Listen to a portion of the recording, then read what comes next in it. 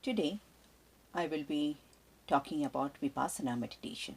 What exactly is this Vipassana meditation technique? Some people call Vipassana meditation as insight meditation. So it's also called a silent meditation uh, practice because you practice this meditation in the form of being silent, still, completely in balance and in sync of your own body and mind. So, Vipassana is one of India's most ancient meditation techniques. It was rediscovered by Gautama the Buddha more than 2500 years ago. And Vipassana means seeing things as they really are. It is a process of self purification by self observation. So, one begins by observing the natural breathing to focus on your mind, to concentrate the mind. So, with this sharp, sharpened awareness that one attains through their focus or the concentration of their mind, and by observing their own natural breathing, one proceeds to observe the changing nature of their own body and mind and experiences the universal truths of impermanence, suffering, and egolessness. So basically, every single thing that happens in our lives keeps changing. Even our breath is not the same every moment. Even our any feelings or any pain or any sensations that happens inside our body and mind never remains the same. It always keeps changing. So that's the true form of impermanence. So one through this Vipassana meditation practice, one understands this inner wisdom. They can see, they can feel, they can see clearly their inner wisdom of impermanence, because anything that arises is definitely bound to pass away. So when you have your incoming breath, definitely it's outgoing breath after that. So any change or anything that arises is bound to pass away. It never stays there, it never remains there. But what we do, when we have any kind of pleasant sensation or unpleasant sensation, or anything good happens or anything bad happens in our life, we tend to have that kind of clinging towards this kind of feelings, or we tend to have a sort of hatred or aversion towards any kind of unpleasant feelings, or towards the people, unpleasant people, or any kind of negative experiences that happen in our life. We don't understand that all these experiences are there for a reason, and it's always going to change. It always going to, um, you know, uh, it's changing basically. It's never staying there. So it's all these experiences is actually a process of purification. So the truth realization by the direct experience of understanding how our breath is, yeah, of how our incoming breath and outgoing breath is basically it's a process of purification. So the entire path, which is Dhamma, is a universal remedy for universal problems and has nothing to do with any organized religion or sectarianism.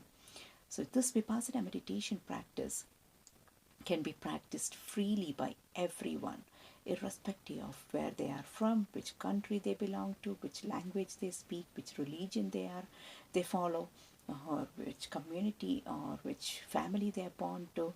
Doesn't matter. It doesn't matter.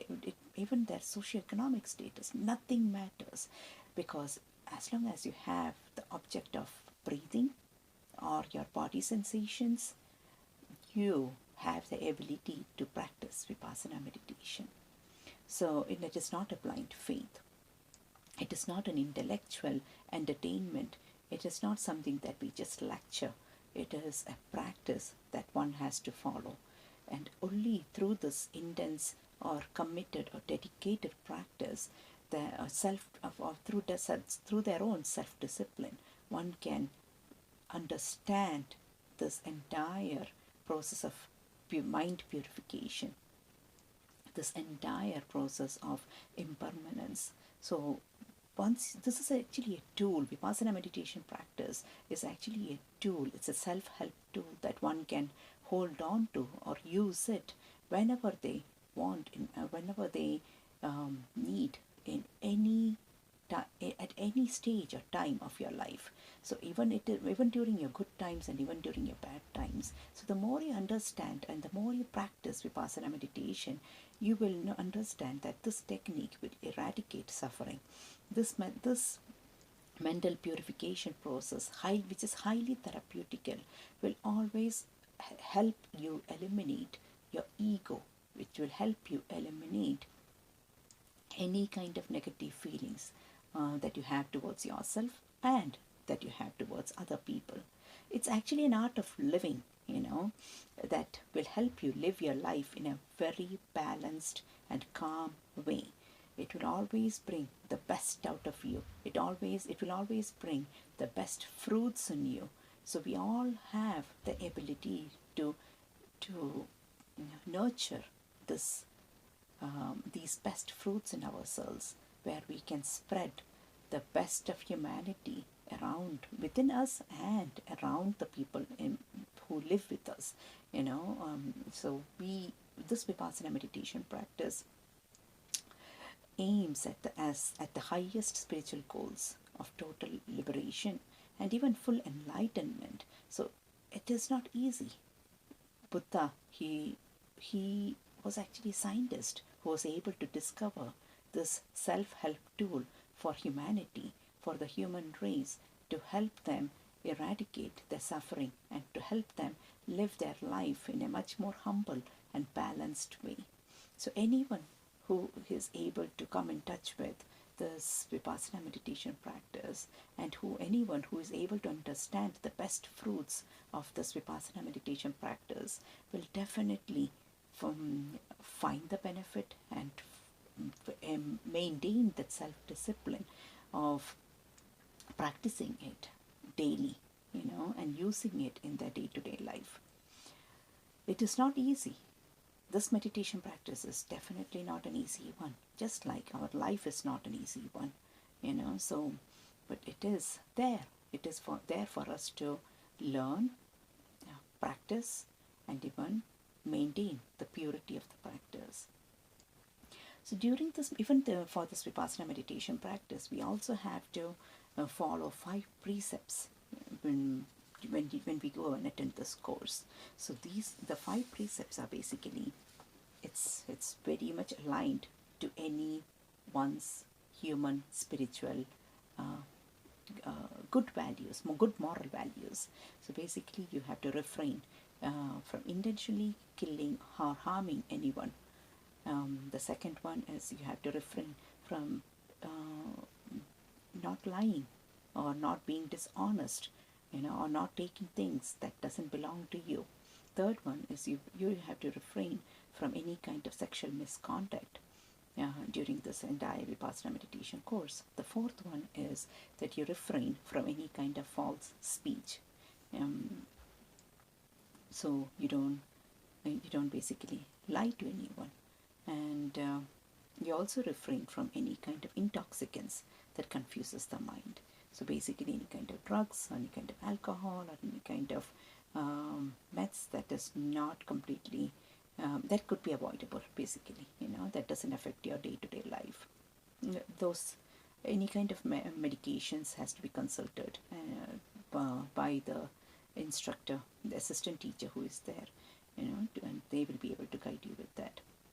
So basically, the 5 precepts that we all have to take during this meditation course, or before we take this meditation course, is basically to refrain from intentionally harming or taking life. Second one is to refrain from taking things which doesn't belong to us. Third one is to refrain from any kind of sexual misconduct. Fourth one is to refrain from any kind of false speech. or lying. And fifth one is to refrain from any kind of intoxicants that would confuse our minds. So with this kind of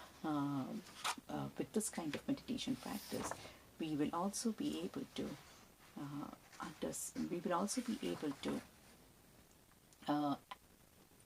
develop compassion and love and kindness towards ourselves and towards everyone around us.